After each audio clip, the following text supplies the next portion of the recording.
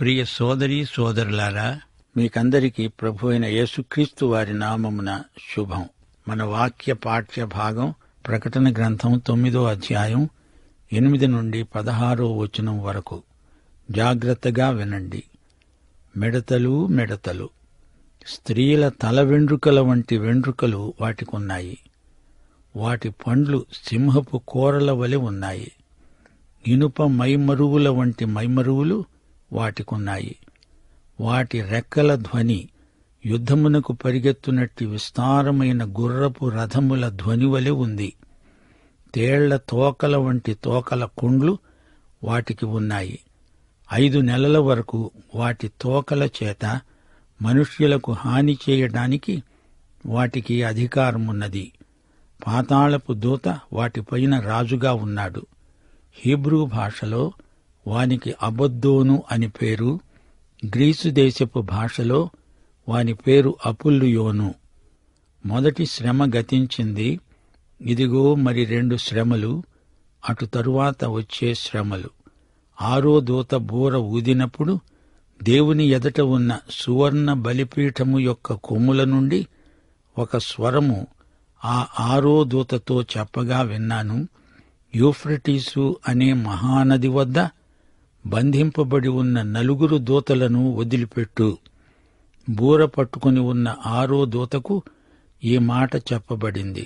మనుష్యులలో 3వ భాగాన్ని సంహరించాలని అదే సంవత్సరమున, అదే నెలలో, అదే దినమున, అదే గంటకు సిద్ధపరచబడి ఉండిన ఆ 4 దూతలు వదిలిపెట్టబడ్డారు. గుర్రపు రౌతుల సైన్యముల లెక్క 20 కోట్లు. వారి లెక్క ఇంత అని నేను విన్నాను. ఈ మిడతల వర్ణన మీరింతవరకు విన్నారు. మిడతలను గుర్రాలకు పోల్చటం జరిగింది. అవి యుద్ధాశ్వములు. ఈ మిడతల ముఖాలు మనుషుల ముఖాలలాగే ఉన్నాయి. స్త్రీల తలవెండ్రుకలలాగే ఈ మిడతలకు తలవెండ్రుకలుండడం విచిత్రమే. యోవేలు గ్రంథం 1వ అధ్యాయం 6వ వచనంలో మిడతల నోళ్లు సింహపు నోరులాగా ఉన్నట్లు వర్ణించబడింది. ఈ మిడతల దండు కదలిక జడివానలాగా ధ్వనించింది. 5 నెలల పాటు ఈ మిడతలు ప్రజలకు ఎంతో కీడు చేస్తాయి. 5 నెలలు ఈ మిడతలు ప్రజలను ఎంతో బాధిస్తాయి. సామెతలు 30వ అధ్యాయం 27వ వచనం. సాధారణంగా మిడతలు ఎలా ఉంటాయో సొలొమోను వివరిస్తూ అన్నాడు. మిడతలకు రాజు లేడు, అయినను అవన్నీ పంక్తులు తీరి సాగిపోతాయి. అయితే ఇక్కడ ఈ మిడతలకు రాజున్నాడు. ఈ మిడతల రాజు సైతాను దూత, పడిపోయిన దూత, చెడిపోయిన దూత. ఇతడే దేవ విరోధ కార్యక్రమాన్ని నిర్వహిస్తాడు. అబద్దోను, అపుల్లోను అని ఇతనికి 2 పేర్లున్నాయి. ఈ పేర్లకు అర్థం ఒకటే, నాశనకారి, నాశనం చేసేవాడు. సైతాను సైన్య సమూహంలో వివిధమైన పదవులు, హోదాలు ఉన్నాయి. ఎఫెసీ పత్రిక 6వ అధ్యాయం 12వ వచనం, ప్రధానులు, అధికారులు, లోకనాథులు అని వివిధమైన హోదాలు గలవారు సైతాను యొక్క సైన్యంలో ఉంటారు. ఈ వాస్తవాన్ని క్రైస్తవ విశ్వాసులు ఎరిగి ఉండాలి. ఇంతవరకు ఒక శ్రమ గతించింది. ఇంకా 2 శ్రమలు రానై ఉన్నాయి. మొదటి శ్రమ మహాశ్రమల కాలంలో చివరి 3.5 సంవత్సరాల కాలాన్ని పరిచయం చేసింది. ఇది 5 నెలలు కొనసాగే శ్రమ. రాబోయే 2 శ్రమలు మిగతా కాలమంతా ఉంటాయి. శ్రమలు రానురాను మరీ ఉద్ధృతమైపోతాయి. మరో బూర మోగింది. ఇది 6వ బూర. అది యూఫ్రటిస్ నదీ తీరం.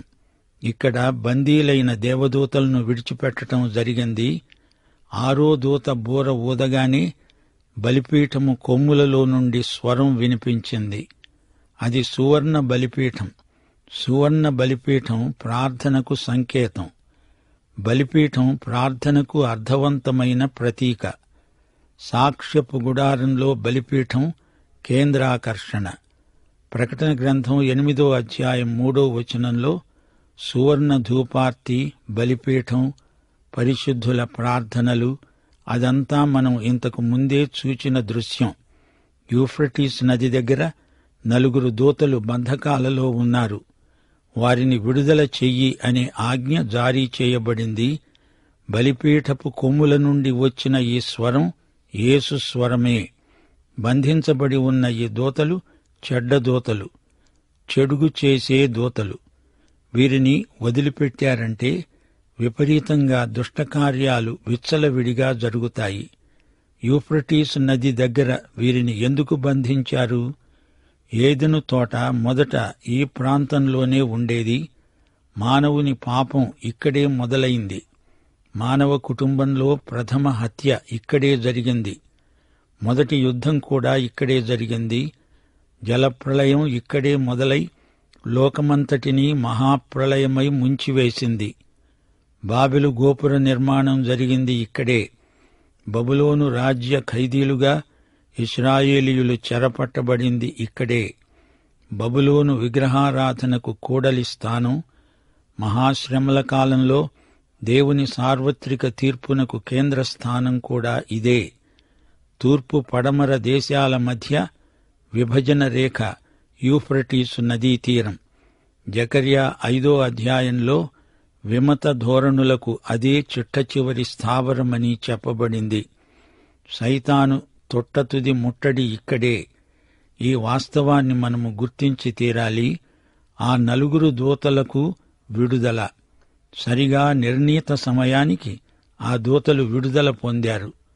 మనుష్యులలో 3వ భాగమును సంహరించడానికి వారికి కాలం నిర్ణయించబడింది. అదే సంవత్సరం, అదే నెలలో, అదే దినాన, అదే గంటకు వారి విడుదల నిర్ణయమైంది. అలాగే జరిగింది.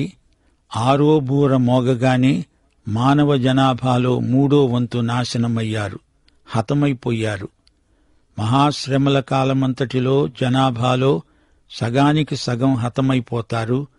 మత్తయి సువార్త 24వ అధ్యాయం 22వ వచనం, ఆ దినములు తక్కువ చేయబడకపోయిన ఎడల ఏ శరీరీ తప్పించుకోలేడు. ఏర్పరచబడిన వారి నిమిత్తము ఆ దినములు తక్కువ చేయబడతాయి. అది మహాసైన్య సమూహం. వారి సంఖ్య 20 కోట్లు, అనగా 200 మిలియన్లు. మిడతల మహాయుద్ధం, సైతానీయ ప్రపంచ సంగ్రామం. ప్రియశ్రోతలు, మిడతల మహాయుద్ధం ఎంతో విచిత్రమైనది. మిడతల వినాశనాత్మక శక్తిని బట్టి వాటికి హెబ్రీయులు రకరకాల పేర్లు పెట్టారు. భూమి నుండి మొలిచిన మొక్కలను, గడ్డిని, వృక్ష సంపదనంతటినీ ఈ మిడతలు నాశనం చేస్తాయి. ఇవి సంఖ్యలో, దుష్టశక్తిలో, వేగంలో ఎంతో అధికమైనవి. నాశనం చేయడమే ఈ మిడతల దండు ప్రత్యేకత. ఈ మిడతల సమూహం చేసే శబ్దం కూడా విపరీతంగా ధ్వనిస్తుంది. కాని ఈ సందర్భంలో ఈ మిడతల దండు మనుష్యులపై దాడి చేస్తోంది. ఎవరి ముఖాలపై దేవుని ముద్ర లేదో వారినందరినీ ఈ మిడతల సైన్యం హతమారుస్తుంది. ఇవి మామూలు మిడతలు కావు. వీటికి తేలు కొండి లాంటిది ఉంది. ఈ కొండికి ఎంతో పదునుంది. పంజాలాంటి కొండి మనిషిని పట్టి కుట్టి చంపుతుంది. విషపు కొండి కుట్టుతూ ఉండగా విషం మనిషిలోకి ఎక్కుతుంది. రాళ్ల కింద, బండల కింద ఈ తేళ్లు దాక్కుని ఉంటాయి. ఈ తేలుకొండి మిడతల జీవితకాలం 5 నెలలు మాత్రమే. సరిగా 5 నెలలు ఈ మిడతలు ప్రజలను బాధిస్తాయి. చావాలని మనుషులు కోరుకుంటారు. బాధకు తట్టుకోలేక చస్తే బావుండు అనుకుంటారు. కాని చావు రాదు. యోబు గ్రంథం 3వ అధ్యాయం 21వ వచనం. వారు మరణమును అపేక్షిస్తారు గాని అది వారికి దొరకదు. వారు జీవమునకు ప్రతిగా మరణాన్ని కోరుతారు. మరణం కావాలని కోరుకున్నా అది రాదు అంటే అది ఘోరమైన మానసిక వేదన. ఈ మిడతల రాజును అబద్దోను అంటారు. గ్రీకు భాషలో అపోల్లియోను. అబద్దోను అంటే నాశనం. యోబు గ్రంథంలో, కీర్తనల్లో, సామెతల్లో అబద్దోను, అపోల్లియోను ప్రస్తావన వస్తుంది. కీర్తనలు 88 వచనం 11. నాశన కూపములో నీ విశ్వసనీయతను ఎవరైనా చెప్పుకుంటారా? అపొల్లోను అంటే నాశనం చేస్తూ ఉండే కిరాతకుడు అని అర్థం. పైశాచికమైన ఈ మిడతల దండుకు రాజు అపొల్లోను, అబద్దోను, వినాశనకారి. ఈ దృశ్యం భయం గొలుపుతుంది. మానవ జనాభాలో 4వ భాగాన్ని నాశనం చేయడానికి గుర్రపు రౌతులు వచ్చారు. 4 దూతలు విడుదల పొందగానే 20 కోట్ల గుర్రపు రౌతుల సైన్యం బయలుదేరింది. మనుష్యులలో 3వ భాగమును నాశనము చేయడానికి వారికి అధికారము ఇవ్వబడింది. ప్రియశ్రోతలు, ఈ 9వ అధ్యాయమంతా ఉత్కంఠభరితమైన సన్నివేశాలతో నిండి ఉంది. అగాధం తెరువబడింది. సహజాతీతమైన దుష్టశక్తులు విజృంభించాయి.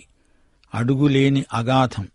అగ్నిచేత అరణ్యములోని మేత స్థలములు కాలిపోయాయి. ప్రకటన గ్రంథం బైబిలు మొత్తంలోకి సంచలనాత్మకమైనది. ఈ లోకపు నటన ఎలా గతించిపోతుందో చూపే గ్రంథమిది. ఈ లోకంలో ఈ రోజున ఏమి జరుగుతోందో ఒక్కసారి చూడండి. అంతా చీకటి దృశ్యమే. సైతాను చేసే పనులు ఎంతో బాధకరమైనవి. లోకం చెడుగుతో, కాలుష్యంతో నిండిపోతున్నది. అయితే ఈ లోక చరిత్ర అంతా యేసు చేతిలో ఉంది. ఈ చరిత్ర పర్యవసానమేమిటో ఆయనకు తెలుసు. ఆ దిశకే ఈ లోక చరిత్ర నడిచిపోతోంది.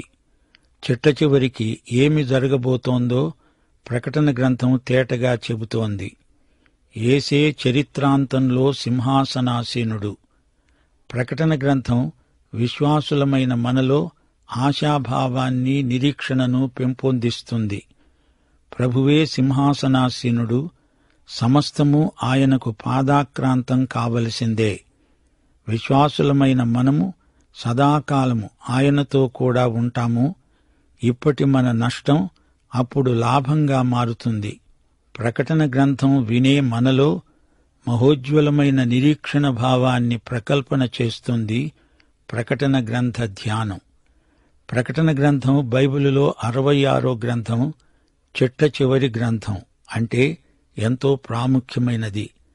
ఆదికాండము నుండి యూదా పత్రిక వరకు చెప్పిన దానికి ముగింపు ఈ ప్రకటన గ్రంథం. 65 గ్రంథాల సారాంశం మనకు తెలిసి ఉంటేనే కాని ప్రకటన మనకు అర్థం కాదు. ప్రియశ్రోతలు, ఈ ప్రకటన గ్రంథాన్ని నేటి పరిస్థితులకు అనువదించేటప్పుడు మనం ఆశ్చర్యపోతాము. ఈ రోజున మానవ చరిత్ర అస్తవ్యస్త పరిస్థితుల్లో చిక్కుకొని ఉంది. ఇవి సంక్లిష్టమైన గడ్డు రోజులు. అన్ని రంగాలలో లోక చరిత్ర ఘోర పరాజయాన్ని రుచిచూస్తోంది. నాయకత్వంలో సంక్షోభం ప్రవేశించింది. ప్రభుత్వాలు, రాజకీయాలు, శాస్త్ర విజ్ఞానం, విద్య, సైన్యం, వినోదం, ఈ రంగాలన్నిటిలో మానవత వైఫల్యం చెందింది. విద్యార్థులకు వారి ఉపాధ్యాయులు ఇచ్చేది భవిష్యత్తుకు ఎందుకు పనికిరాదని తేలిపోయింది. భవిష్యత్తుకు నేటి తరం సిద్ధపడలేకపోతుందన్నది నగ్న సత్యం. సమస్యలు జటిలమైపోతున్నాయి. వాటికి పరిష్కారం చూపలేని ఉపన్యాసాలు వినపడుతున్నాయి. సంస్కరణలు ఊహాగానాలైపోతున్నాయి. భవిష్యత్తు ఒక బూచిలాగా మానవతను బెదిరిస్తోంది. ఇలాంటి నేపథ్యంలో మనకు ప్రకటన గ్రంథమే శరణ్యం. సంఘ జీవితంలో కూడా మునుపెన్నడూ కని విని ఎరుగని పరిస్థితులు దాపురిస్తున్నాయి. ప్రకటన గ్రంథమే నేటి ప్రశ్నకు జవాబు. యేసే సింహాసనాసీనుడు. ఈ రోజున అణుశాస్త్రజ్ఞులు భయపడుతున్నారు. సగటు మనిషిని భయపెడుతున్నారు. లోకము మునుపెన్నడూ ఊహించని చరిత్ర ఘట్టంలో ప్రవేశించింది. వేగంగా ప్రయాణించే మనిషికి తన గమ్యమేదో తెలియటం లేదు. క్రైస్తవ విలువలు దిగజారే ఈ రోజుల్లో దేవుడు ప్రత్యక్ష చర్య తీసుకోబోతున్నాడు. ఒక శిశువు 6 ఏండ్ల వయస్సుకు ఎదిగాక 21 ఏడు వచ్చే వరకు అతనికి సరైన విద్యాబుద్ధులు గరపటంలో విద్యా విధానాలన్నీ నిష్ఫలమైపోయినట్లు మేధావులు ఒప్పుకుంటున్నారు. ఈ లోకం మనుగడకు చివరి క్షణాలివి అంటూ ఎందరో చింతనాపరులు ఎలుగెత్తి పలుకుతున్నారు. ఇలాంటి సందర్భంలో ప్రకటన గ్రంథం మనకు ఆశాతార. గెలుపు యేసుదే, విజయం యేసుకే. అందుకే ఈ రోజున ప్రకటన గ్రంథం ఇంత ప్రాముఖ్యాన్ని సంతరించుకుంది. ఈ రోజున మనం నేర్చుకున్న ప్రకటన గ్రంథ పాఠం మరొకసారి సమీక్షించండి. 6వ దూత బూర, బలిపీఠము కొమ్ము నుండి స్వరం వినపడింది. యూఫ్రటీసు అనే మహానది వద్ద 4 దూతలు, వీరు సైతాను దూతలు, వీరిని వదిలిపెట్టడం జరిగింది. వారు వచ్చి మనుష్యులలో 3వ భాగాన్ని హతమార్చారు. 20 కోట్ల మంది గుర్రపు రౌతులు బయలు వెడలి వచ్చారు. తరువాత ఏమి జరిగిందో వచ్చే పాఠంలో వినండి. జ్ఞాపకం పెట్టుకోండి. 5వ బూర ఊదినప్పుడు నక్షత్రం రాలింది. 6వ బూర మోతతో 4 దుష్టదూతల విడుదల. యేసుక్రీస్తు వారి దివ్యకృప, తండ్రి అయిన దేవుని పరమ ప్రేమ, పరిశుద్ధాత్మ యొక్క అన్యోన్య నిత్య సహవాసము మనకందరికీ సదాకాలము తోడై ఉండునుగాక. ఆమేన్.